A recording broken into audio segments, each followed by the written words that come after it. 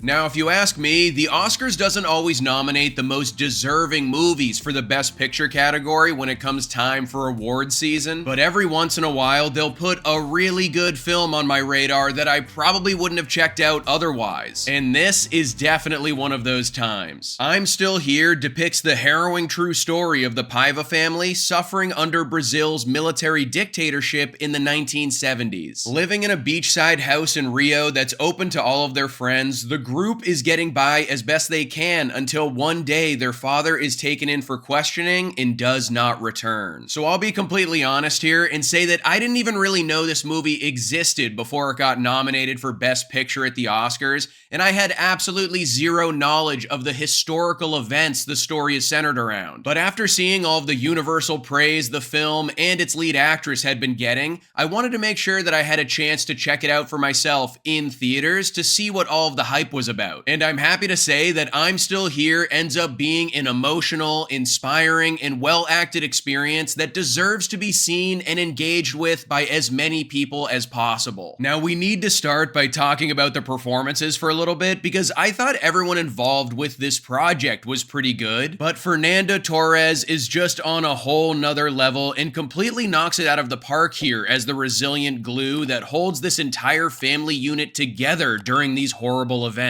We watch her character completely get the rug pulled out from under her as she goes from happily spending her days with her husband and 5 children to living in total fear as a single mother, never knowing what kind of horror the next day is gonna hold. The movie leans entirely on her, demanding a powerhouse performance to connect everything together. With barely a moment when she's off screen, she really had to bring her best work from start to finish. When it comes to the Oscars, she absolutely deserves to be in the Best Actress conversation this year, and I won't be upset in the slightest if she ends up taking home the hardware when it's all said and done. As I mentioned earlier, I really wasn't all that familiar with the historical events that the story of this movie is centered around, but I was pretty surprised by just how thought-provoking and important the overarching message here feels more than 50 years after the fact. It wrestles with tough questions like who would you turn to when your own government is the one causing you injustice, and how far would you be willing to go to protect the legacy of the loved ones you've lost.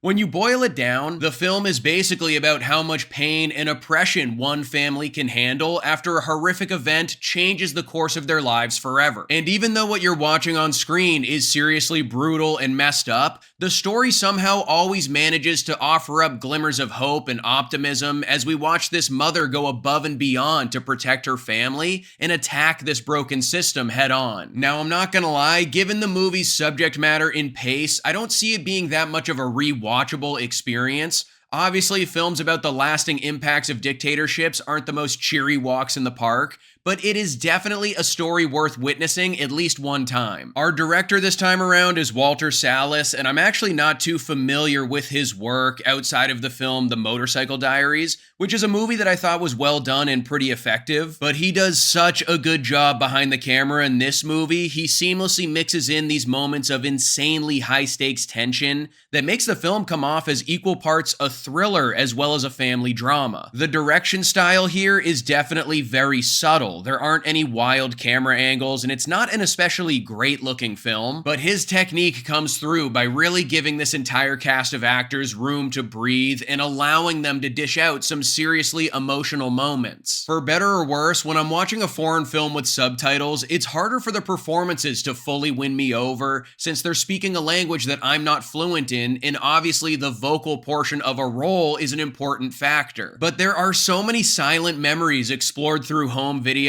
and the history of this house that it somehow feels like a dramatized documentary, completely disregarding the language barrier and kind of making it feel like we know this family in real life. Overall, guys, I'm Still Here is a tragic true story and well-acted experience that definitely deserves all of the recognition it's been getting. Fernanda Torres puts on a clinic and delivers one of the best performances of the entire year, constantly switching back and forth between being a strong mother figure and a helpless victim clinging to survival. Given the heavy subject matter and themes, I don't see it being a movie that I'm gonna want to return to again and again, but it's the type of story that deserves your attention at least once. I'm Still Here gets a Sully score of 4 stars. So that's my review for the latest gripping political drama. What are some other movies out of Brazil that you really like? I feel like I haven't seen too many of them, so let me know in the comments below if you have any suggestions. Don't forget to like this video and subscribe to the channel if you haven't already, and I'll see you guys at the next one.